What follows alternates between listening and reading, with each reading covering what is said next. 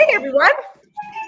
Good morning, good afternoon, good evening, wherever you are listening to this now or in the future. Welcome to the Irreverent Therapists. And today our show is about the insane and crazy political situations going on all over the world and the news. So, have you ever felt bombarded by what's happening out there with all the leaders and non leaders and everybody in turmoil? Well, we're here today to offer you a few tips and tools on how to keep your cool in the midst of all of this insanity. Yeah. And there is certainly a time where we need these tools. My goodness. When you came up with this topic, Marilyn, I was like, oh yes. Yes. How much do we all feel bombarded by just everything going Yes. on these days, everywhere you turn? I actually deleted most of my news apps, and I'm limiting myself to just a certain amount of time on it a day, because I was finding myself getting very into a not so creative, easy space with it all. Right. How about you? Well, absolutely. And I've been looking at this for quite a while. I even did a whole telecall on it. And some of the things that are really helpful to know or to remember, numero uno, are you aware that you pick up the thoughts, feelings, and emotions of everybody around you? I mean, have you ever walked into a room and you're feeling kind of good and someone's really angry and all of a sudden you're kind of angry? Well, we're more psychic than we ever believed. And so many people right now, both Pam and I live in America, so we're more aware of that. But I know it's going on all over the world. We're like, is that your anxiety or somebody else's anxiety? Is that your fear, or are you just picking up everything that everybody else is picking up and coming to a conclusion about? It's terrible. It's going to end in disaster. I'm going to go broke. All these horrible things. And yes, there are some pretty terrible things going on. Mm-hmm. But one of the questions I've always asked my clients when they would go, I'm like, are you more helpful to what's going on if you lower yourself to this anxiety and angst and all of that? You join the rat pack. Are you more helpful, or if you maintain a sense of calm and coolness, and even in the midst of all of this insanity, a sense of gratitude and happiness? Yeah. Well, I'm so glad you're bringing that up, because it's like if you're sitting out there going, what do you mean you're picking up on everybody's stuff? It's like, to me, it's like a wave of energy going through the world. Like, here's somebody who's all upset about this or that or the other. And we do pick up on it. If you've ever been around a baby and before they cry that they're from the other room, that you're like, oh wait, let me go check on the baby. Like, we all do this automatically and don't even realize it. And, when I said I deleted my apps, I'm someone who, if I go into some kind of social media or news app, if I'm not being present, I'm very likely to get kind of sucked into that energy that everybody else has and become ineffective, the way you're talking about, Marilyn. Whereas if I make it more of a conscious choice, I am now going to go check and see what's happening, what the news says is happening in the world today. I can use the tools we know to be space with it and, kind of see what's there without kind of going down that rabbit hole of tapping into the oh no of the world. Absolutely. And I've talked with a lot of people about this. And sometimes people say things like, well, if I don't go into that, then I'm not caring. Then I'm just a cold person. I'm like, no, that's not true. If you don't go into that, you can create a different possibility for people. Have you ever noticed when you're in the middle of angst, it's very hard, as Pam said, to be creative, to get anything done? It kind of freezes you. You can go, okay, what space can I be? What's possible here? And what can I contribute today? And Mhm. sometimes the greatest thing that you contribute is a sense of peace and ease. Yeah. Because from that space, different things can happen. Yeah. Oh, I was Oh, no, one go thing. Yeah, one thing I think of to kind of illustrate what you're talking about is if you take it into a different context. Say there's an earthquake happening around you. Yeah.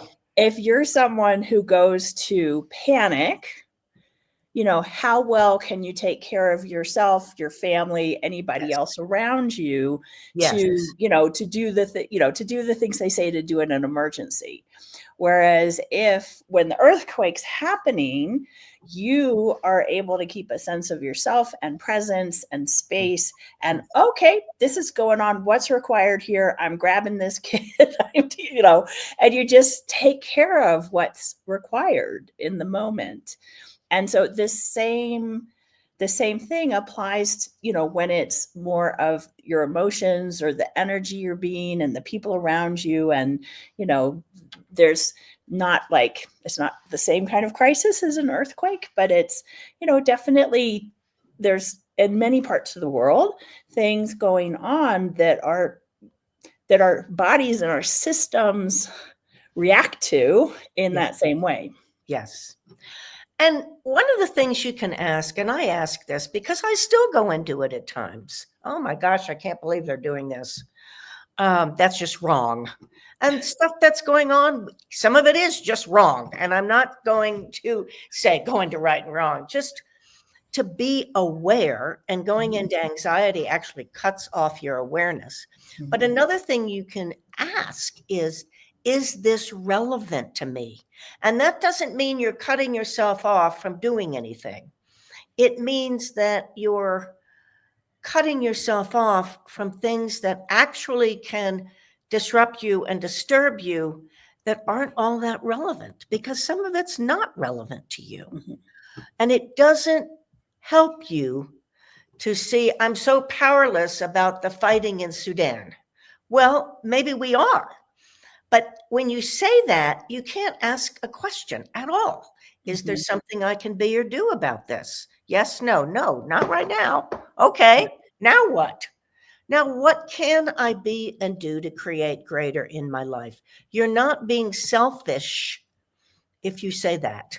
Yeah. You're being practical, and you're actually asking a question that can help you create something greater, whatever it is.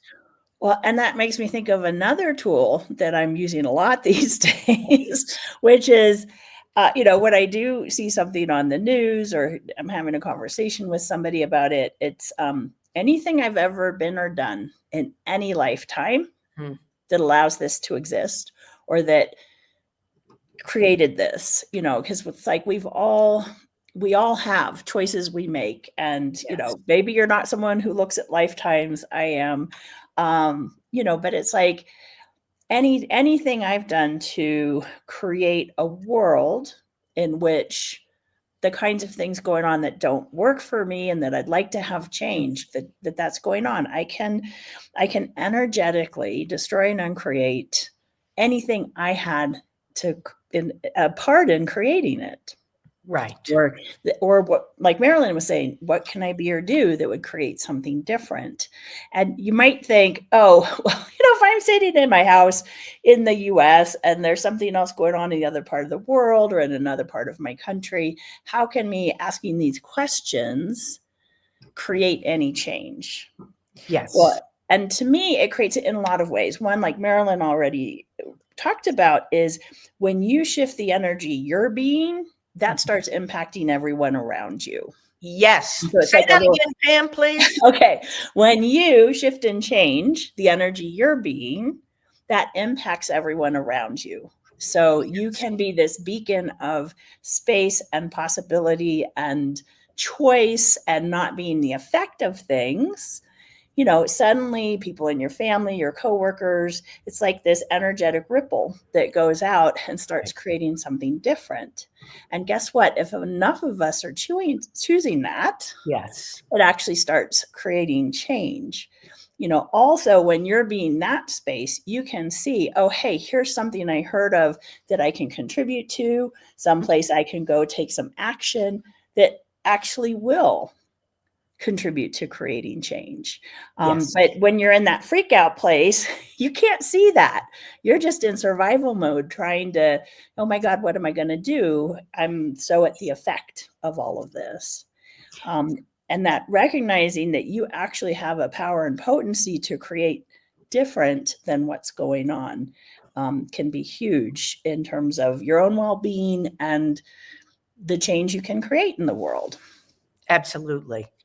And there are two things that people believe are going to be helpful that actually aren't. One is self-righteousness. Now, we've all been self-righteous about something at some point. But if you get the energy of that, what does that do? It's just, I'm right and you're wrong. And if you go with that, all the other groups of people do is go, no, I'm right and you're wrong. Yeah.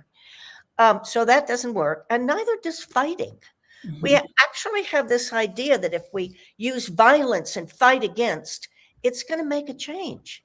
Mm-hmm.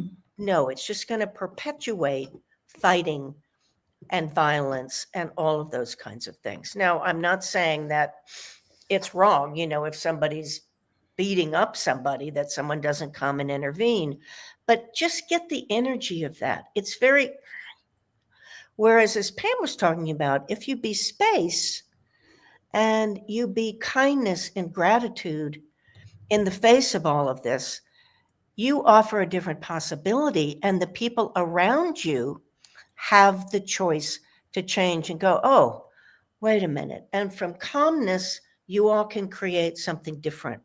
Mm-hmm. It's not, and this sounds kind of crazy, but it's not about being against, it's about being for. Yeah. So what are you for? What are you actually for? Yeah. And if you fight for what you're for, and I don't mean fist fighting, I mean, okay, what can we be and do to organize? What laws can we change? Or whatever it is, you'd create so much more than fighting against. So just check into your energy. Am I fighting for something greater? Or am I fighting against something that I've decided is wrong, terrible, bad, and I think that fighting against it's going to change it? Mm-hmm. Yeah, and because the thing is, whatever you're fighting against, you're actually perpetuating. Yes. Because it's like there's this energy, there's, people creating whatever they're creating from that energy. And when you fight against it, it's just like, and it just keeps going.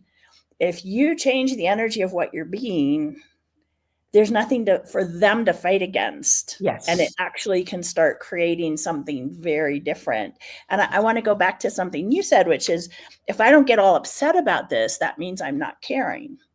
Right. And we've talked about, well, actually, if you get upset, you're less effective in doing anything about it.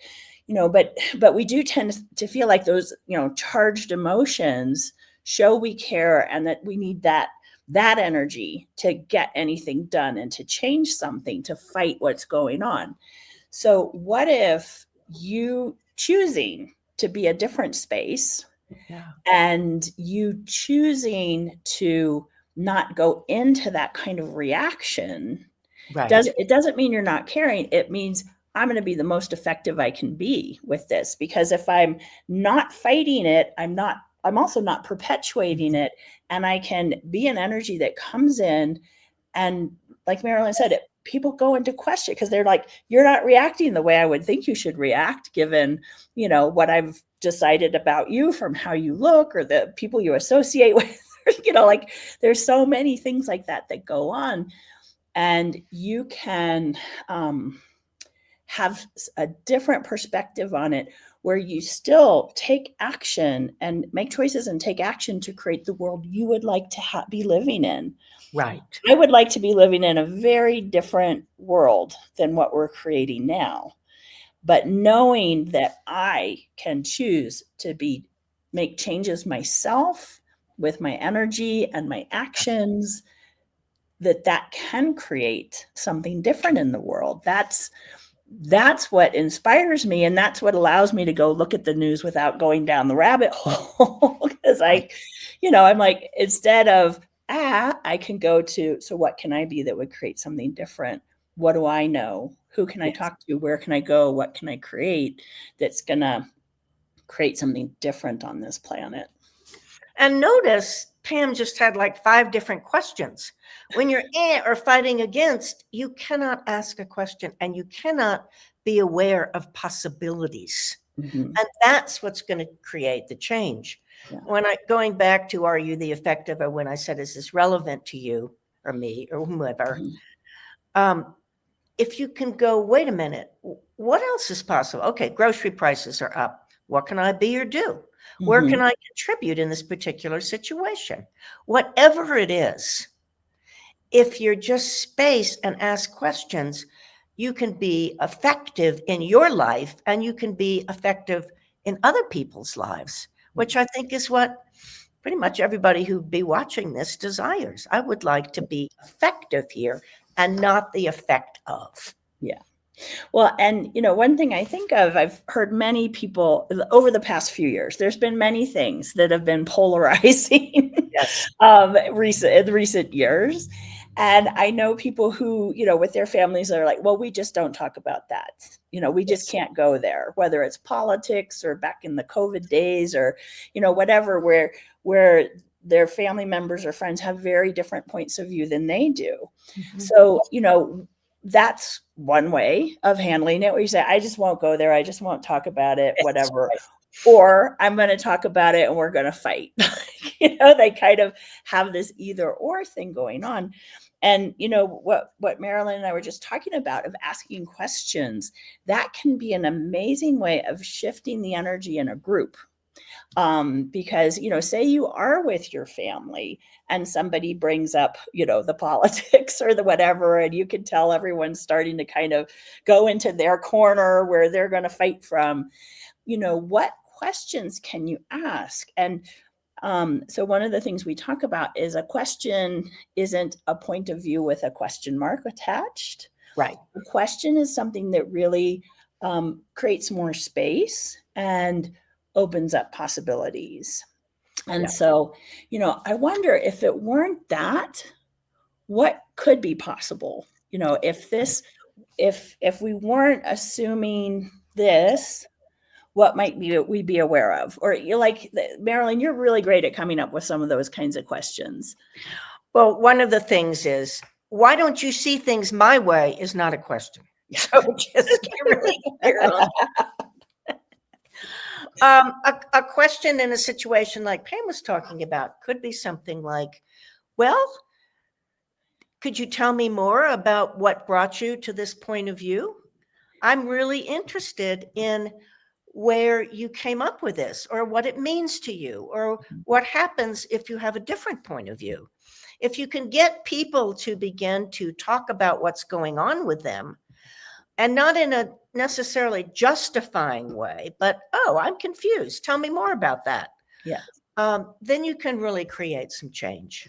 Yeah. Or even if you don't, at least you're not escalating a battle, which can be very helpful. And what most people desire is to be heard and to be right. And so you're not necessarily telling them they're right, but you're giving people a chance to be heard. And a lot of people are just reacting, as we've talked about, from particular situations. Yeah. And they don't really know how to get out of it, or they don't want to get out of it. And that's okay too, because that brings up something else that both Pam and I use, and that is allowance. Now, am I perfect at it? No, not at all.